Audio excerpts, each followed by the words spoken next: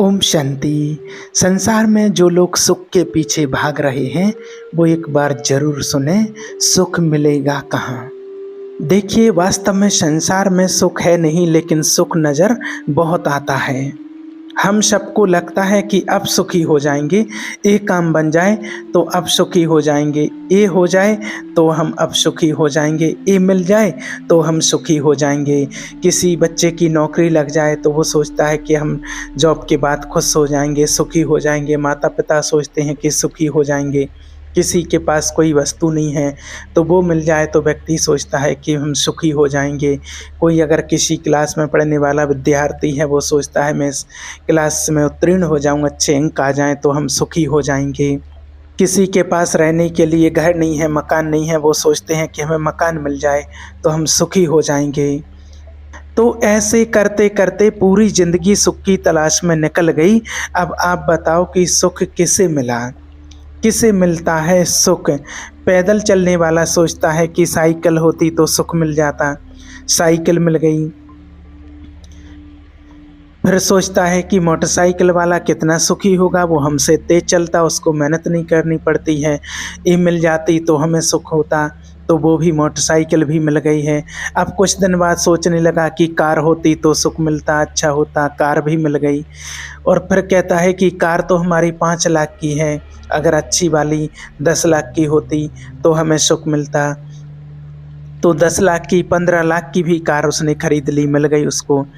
10 लाख की मिलने के बाद और फिर सोचने लगा, सपने देखने लगता है कि अब हमारे पास अगर 50 लाख की गाड़ी होनी चाहिए थी। किसी के पास रहने को घर नहीं है तो रहने को घर चाहिए, घर मिल गया तो फिर अच्छा चाहिए, महल चाहिए, बड़ा सा चाहिए, ये सुविधाएं होना चाहिए, उसमें एसी होना चाहिए, उसमें ये सुविधा होना चाहिए। माना जो हमें मिलता जाता है वो हमें छोटा लगने लगता है। जो भी हमें इस जीवन में मिलता जाता है वो हमें छोटा लगने लगता है। जो मिलने लगता है उसकी वैल्यू हमें कम लगने लगती है। जो नहीं है उसकी हम चाहत करने लगते हैं। पूरी ज़िंदगी अब में निकल जाती है कि अब सुख मिलेगा, कि ये सुख मिल जाए तो सुख मिलेगा, ऐसा हो जाए तो सुख मिलेगा। देखिए, निकल गई है ज़िंदगी, पूछो दुनिया से किसे सुख मिला है, कौन सुखी रहा है। सिकंदर जिसने दुनिया पर राज्य कर लिया था, आधी दुनिया जीत ली थी, वो भी सुखी नहीं रह पाया। अच्छे अच्छे राजा महाराजा लोग वो भी सुखी नहीं रह पाए हैं। चक्रवर्ती राजा सम्राट हुए हैं, वो भी सुखी नहीं रह पाए हैं, क्योंकि यहाँ वास्तविक सुख तो है ही नहीं, क्योंकि संसार का नाम ही है दुखालय। तो इस दुखालय में, इस मृत्युलोक में आपको सच्चा सुख मिलेगा कहाँ से। आज है कल नहीं है। यहाँ का सुख तो है परछाई की तरह, जैसे आपकी परछाई चलती है, परछाई के पकड़ने के जैसा यहाँ का सुख है। जैसा आप अपनी परछाई को पकड़ने के लिए जितना दौड़ेंगे, परछाई आपसे उतनी दूर निकल जाएगी। उसी प्रकार इस संसार का सुख पाने के लिए जितना आप भागेंगे, संसार का वो सुख उतना ही आपसे दूर निकल जाएगा। और बस पूरी ज़िंदगी उस सुख की तलाश में आपकी निकल जाएगी। अब मिलेगा, अब मिलेगा, ये मिल जाए तो मिलेगा, वो मिल जाए तो मिलेगा, और अब करते ज़िंदगी निकल जाती और मिलता कुछ भी नहीं है। सबसे बड़ा सुख होता क्या है? जो संतुष्ट है, संतोष है, वो ही सुखी है। जो ईश्वर की ओर चलता है, ईश्वर को प्राप्त करने के लिए ईश्वर के रास्ते पर चलता है, वो ही आत्माएं खुश रह सकती हैं, वो ही आत्माएं संतुष्ट रह सकती हैं, वो ही आत्माएं सुखी रह सकती हैं, जिनके अंदर से मत्सर समाप्त हो गया। मत्सर, कपट, छल, जिसके भीतर से छल कपट चला गया, छल चला गया, निंदा चला गया, चुगली चली गई, और उसी आत्मा को आप धर्ममय जानो और वो ही आत्मा संतुष्ट रह सकती है। आप धर्मात्मा है कि नहीं, ये कैसे पता चलेगा? यदि हम धर्मात्मा हैं तो पता ऐसे चलता है कि धर्मात्मा वही है जो कभी सपने में भी किसी की बुराई ना करे, वो ही सुखी रह सकता है। तो किसी के दोषों पर ध्यान दे और ना किसी के गुण पर ध्यान दे, आसक्त हो, वो ही सुखी रह सकता है। आप बहुत गुणवान हैं तो आपको प्रणाम करते हैं, और आप में बहुत दोष हैं तो भी आपको प्रणाम करते हैं। ना तो हमें आपके गुणों से मतलब है, ना तो हमें आपके दोषों से मतलब है।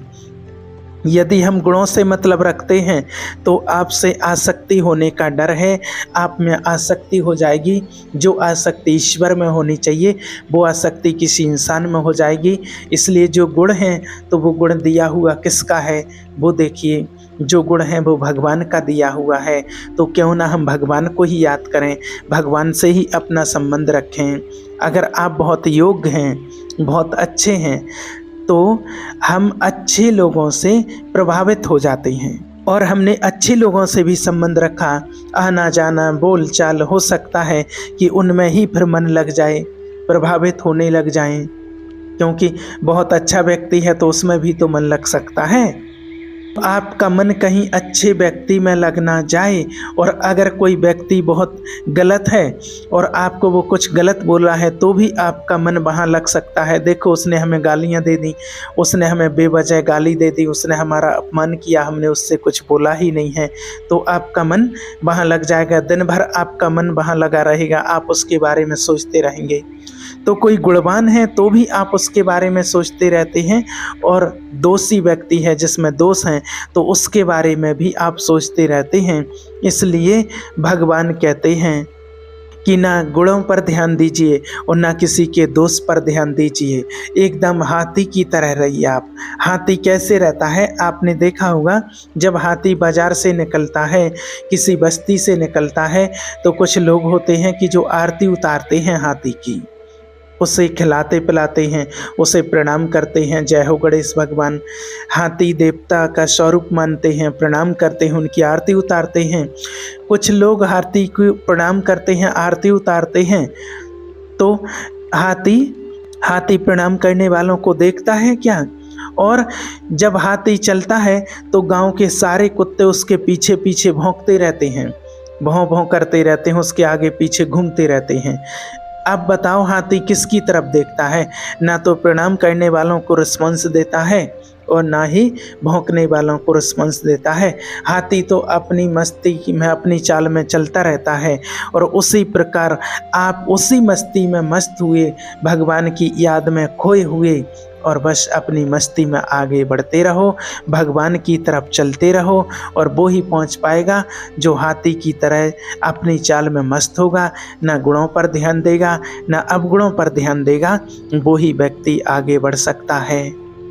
भगवान कहते हैं कि तुम ऐसे अपनी चाल में मस्त होकर के चलते जाओ, ना तो स्तुति करने वालों के सामने खड़े होना और ना आलोचना करने वालों के सामने खड़े होना, क्योंकि कहीं भी आप खड़े हो गए तो नुकसान आपका ही होगा। जाना बहुत लंबे है और बीच में ही आप खड़े हो गए तो फिर पहुंचोगे कैसे? क्योंकि जाना तो हमें बहुत लंबा है, रास्ता तो हमारा बहुत लंबा है, पहुंचना तो हमें प्रभु के मार्ग तक है। तो मंजिल तक पहुंचना है तो हमें चलना ही पड़ेगा, रुकना नहीं पड़ेगा। इसलिए हमारा धर्म क्या है कि किसी पर ध्यान ना देकर अपने गंतव्य की ओर चलना है। जैसे गंगा गंगोत्री से निकलकर तब तक बहती है जब तक सागर को प्राप्त ना कर ले, उसी प्रकार हम आत्माओं को तब तक चलना चाहिए जब तक हम परमात्मा की प्राप्ति ना कर लें, ईश्वर की प्राप्ति ना कर लें। यही हमारी सबसे बड़ी सार्थकता होती है, यही प्राप्ति हमें करनी होती है। और जिसको ईश्वर की प्राप्ति हो जाती है वही आत्मा फिर सुखी रह सकती हैं, बाकी दुनिया में कोई भी सुखी नहीं है। अगर आपने भगवान का ध्यान नहीं कर पाए, उसकी खोज नहीं कर पाई, उसके मार्ग में नहीं चल पाए, तो अब करते समय और ज़िंदगी निकल जाएगी, अब और कब। लेकिन आप वास्तव में अपने जीवन में सच्ची सुख का अनुभव नहीं कर पाएंगे और ना ही सुखी रह सकते हैं। और सबसे बड़ा सुख है क्या, उसको ही नहीं जानते हैं। जब तक वो पता नहीं है कि सबसे बड़ा सुख है क्या, तो फिर सुखी रहोगे कैसे? सबसे बड़ा सुख होता है संतोष। गोधन गजधन बाजधन और रतन धन खान, और जब आवे संतोष धन तो सब धन धूल समान। सबसे बड़ा सुख होता है संतोष। अगर हमारे पास 1000 रुपये हैं तो भी हम उसमें संतुष्ट हैं, उसमें सुखी हैं, उसमें खुश हैं, तो अगर हमारे पास 1000 रुपये भी हैं तो भी हम खुश हैं, हम उससे अच्छे तो हैं जिसके पास 1 लाख रुपये हैं लेकिन उसके पास संतोष नहीं है। 1 लाख आपके पास हैं लेकिन आपके पास संतोष नहीं है, और हमारे पास 1000 हैं और हमारे पास संतोष है, तो आपके 1 लाख से अच्छा मेरा 1000 है, क्योंकि मेरे 1000 में मुझे संतोष है, संतुष्ट हैं कि मेरे पास बहुत है। और आपके पास अगर 1 लाख हैं और फिर भी आप संतुष्ट नहीं हैं तो 1 लाख आपके बेकार हैं। संतोष सबसे बड़ा धन है। आज का प्राणी दुखी क्यों है इस दुनिया में? क्योंकि उसके पास कमी दौलत की नहीं है, दौलत तो लोगों के पास बहुत है, बस कमी संतोष की है, संतुष्टता की है। क्योंकि जितना आ जाता है वो कम ही लगता है कि अभी तो कम है, कम है, कम है, अभी तो बहुत कमाई कम की है। क्योंकि व्यक्ति बस एक ही लक्ष्य होता है उसका, कमाई करना, कमाई करना, पैसा आना चाहिए, पैसा आना चाहिए, पैसा कमाना चाहिए। कमाने के लिए सुबह से निकल जाते हैं, शाम तक कमाते हैं, पूरा दिन भर कमाते हैं, फिर भी संतुष्ट नहीं रहते हैं, फिर भी कम है, फिर भी उनको कम लगता है। तो कम क्यों लगता है? क्योंकि जो कमाई करते हैं पूरे दिन में, उस कमाई के लिए जो हम पैसा कमाते हैं उसको कमाई बोलते। तो कमाई का संदेह विच्छेद कीजिए तो उसमें कहते हैं कम प्लस आई, यानी कि कम आई। उस कमाई का नाम ही है कमाई, यानी कि कम आई। आपने जितना भी कमाया तो वो कम ही है, और आप जितना कमाओगे, जब आपके पास 1000 थे तो आपको कम लगते थे, और आज 1 लाख हैं तो भी आपको कम लग रहे हैं, और कल 1 करोड़ हो जाएंगे तो भी आपको कम ही लगेंगे, क्योंकि आपके पास संतोष नहीं है। और अगर आपके पास संतोष है तो आप 1000 में भी इतने खुश रह सकते हैं जितना खुश 1 करोड़ वाला नहीं रह सकता है। इसलिए संतोष जीवन में बहुत आवश्यक है। सुदामा जी जो थे वो संतोष ही तो था उनके पास, संतोष ही तो थे। फटे कपड़े पहन करके चलते थे, ना कभी कपड़ों की चाहत रखी, ना कभी पेट भर खाने की चाहत रखी, बस श्री कृष्ण जपते थे, जो मिल जाए। कई बार भूखा भी सोना पड़ा। कहते हैं, लोग कहते थे कि सुदामा तुम्हें भूखे रहना पड़ा। सुदामा जी कहते हैं कि कोई बात नहीं, अर्थात संतोष धन। कभी उनको शिकायत नहीं थी कि मैं तो इतना बड़ा भक्त हूँ, तुम्हारा इतनी भक्ति करता हूँ, बचपन का सखा हूँ, लेकिन तुमने ये नहीं दिया, वो नहीं दिया। देखिए, जो मेरे भाग्य में है वो मुझे मिल कर के रहेगा, उसको कोई रोक नहीं सकता है। मेरे भाग्य में सुख है तो सुख मिल कर के रहेगा, और मेरे भाग्य में दुख है तो दुख मिल कर के रहेगा। और भाग्य बनता कैसे है? भाग्य बनता है हमारे कर्मों के अनुसार। अगर हमने इस जन्म में या पिछले जन्म में किसी के साथ बुरा किया है तो हमारा भाग्य बनेगा दुखी होने का, और अगर हमने किसी का पिछले जन्म में इस जन्म में अच्छा किया है तो हमारा भाग्य अच्छा बनेगा, तो हमारा भाग्य अच्छा बनेगा। भाग्य भी मैंने ही बनाया है, भाग्य का भी गुनहगार मैं स्वयं हूँ, कोई और नहीं। अच्छा बना है जो तो वो भी मेरा है। भाग्य के गुनहगार हम स्वयं होते हैं। अच्छा है तो भोग रहे हैं, अच्छा फल पा रहे हैं, और बुरा है तो कष्ट भोग रहे हैं। अच्छे में आनंद भोग रहे हैं और बुरे में कष्ट भोग रहे हैं, तो ये हमारे कर्मों का ही फल है। कोहू न काहू को सुख दुख कर दाता, निज कृत्य कर्म भोग सब भ्राता। कोई सुख का कारण नहीं है, कोई दुख का कारण नहीं है। आपके अपने अच्छे कर्म ही सुख हैं और आपके बुरे कर्म ही दुख हैं। आप अपने ही दुख के कारण दुखी हैं और आप अपने ही कर्मों के कारण सुखी हैं। आपके खुद के अपने एक कर्म हैं। इसलिए हम किसी पर दोष ना दें कि तेरे कारण हमारा काम बिगड़ा, तेरे कारण ऐसा हुआ। नहीं, ऐसा नहीं होता है, कभी नहीं होता है। कोऊ ना काहू के कर्म का दोषी कोई और नहीं है, स्वयं हम अपने कर्मों के कारण ही दोषी हैं। इसलिए आपके पास जो है उसमें आप संतुष्ट रहें, सुखी रहें। अगर आप 100 रुपये की साड़ी पहने, 100 रुपये के कपड़े पहने तो भी आप संतोष रहो, और कोई 5000 10,000 की साड़ी पहने और वो संतोष नहीं है, वो सुखी नहीं है, तो वो तो साड़ी 100 रुपये की जो पहने हैं उसको संतोष है, तो वो ही अच्छा है। इसलिए आप कभी भी दुखी ना हों। अगर आपके पास घास की झोंपड़ी है तो भी आप उसमें अगर आपको संतोष है तो आप रावण के महलों से भी आनंद में हैं, क्योंकि उसको उस महलों में भी संतोष ही तो नहीं था। रावण को सोने की लंका में भी उसको संतोष नहीं था, संतुष्ट नहीं था। आपकी पत्नी जैसी है, आपके पति जैसे हैं, जैसा भी उनका रंग रूप जो भी है, जैसा भी स्वभाव, जैसा भी संस्कार है, और आप आपस में संतुष्ट हैं, संतोष हैं, तो आपको कभी किसी और की ज़रूरत नहीं है। और अगर पति कितना भी सुंदर हो, पत्नी कितनी भी सुंदर हो, लेकिन फिर भी अगर संतोष ना हो तो फिर क्या फ़ायदा। रावण के पास मंदोदरी जैसी गुणवान पत्नी थी और उसके बाद भी संतोष नहीं था, तो दूसरी नारियों को चुरा चुरा करके ले आता था। संतोष ही तो नहीं था सिर्फ रावण के पास, अर्थात देखिए, आप अपनी पत्नी से, अपने पति से संतुष्ट रहिए, अपने कमाई से संतुष्ट रहिए, अपनी साइकिल से संतुष्ट रहिए, अपनी झोंपड़ी से संतुष्ट रहिए। विधाता ने अपने कर्म के अनुसार जो दिया है उसमें संतुष्ट रहिए, खुश रहिए। और आप तरक्की चाहते हैं तो ये अच्छी बात है, उसके लिए अपनी लगन से, ईमानदारी से मेहनत करते रहिए, अच्छे कर्म करते रहिए, श्रेष्ठ कर्म करते रहिए, और जो आपके भाग्य का होगा आपके कर्म के अनुसार वो आपको मिलता जाएगा। आपको परेशान होने की ज़रूरत नहीं पड़ेगी। जीवन में बस आप दुखी ना हो, किसी भी प्रकार से आपको कोई कष्ट ना हो, दुख ना हो, बस यही चाहते हैं। आप जीवन में कभी दुखी ना हो, बस यही चाहत है आपके प्रति।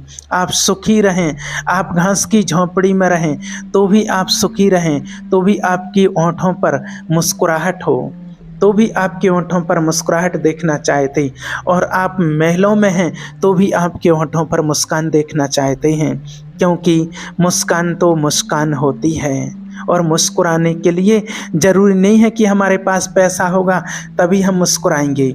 मुस्कुराने के लिए पैसे की ज़रूरत नहीं होती है, क्योंकि बहुत पैसे वाले हैं, बड़े बड़े पैसे वाले हैं, और वो भी आज मुस्कुरा नहीं सकते हैं। मुस्कुराने के लिए तो एक मुस्कान चाहिए बस, और वो मुस्कान हमेशा आपके चेहरे पर बनी रहे। मुस्कुराने के लिए खुशी चाहिए कि जो है, जितना है, बस उतने में संतुष्ट हैं, उतने में खुशी हैं। स्वयं परमात्मा भी कहते हैं कि सब कुछ चला जाए लेकिन खुशी ना जाए, शरीर छूट जाए बस खुशी ना जाए। ऐसी खुशी हमें हमेशा मिलती रहे, ऐसी खुशी में हमें हमेशा संतुष्ट और खुश रहना है। और आप जितना भगवान को याद करेंगे, शिव बाबा को याद करेंगे, मेडिटेशन करेंगे, नाम जप करेंगे परमात्मा का, तो ऑटोमेटिक आपको संतुष्टि होगी, आपका मन शांत होगा, और आपके पास जो है फिर आप उसमें ही संतुष्ट रहेंगे, सुखी रहेंगे। क्योंकि जब भगवान का ध्यान करते हैं तो हमारे ज्ञान चक्षु खुल जाते हैं, वो ज्ञान की पराकाष्ठा होती है। परमात्मा हमें वो नॉलेज देते हैं कि जो हमारे भाग्य का था, हमारे कर्म के अनुसार हमें मिल गया है, अब हमें दूसरे का देख करके दुखी नहीं होना है, क्योंकि वो उसके भाग्य का था। ये सारी नॉलेज हमें मिल जाती है तो फिर हम संतुष्ट रहते हैं, सुखी रहते हैं, फिर हमें कोई भी दुखी नहीं कर सकता है। चाहे हम घास की झोंपड़ी में रह रहे हों, चाहे हमारी जेब में 100 रुपये ही हों, तो भी हम संतुष्ट आराम से रहते हैं। इसलिए परमात्मा का ध्यान कीजिए और जो मिला है उसमें संतुष्ट रहिए। ओम शांति।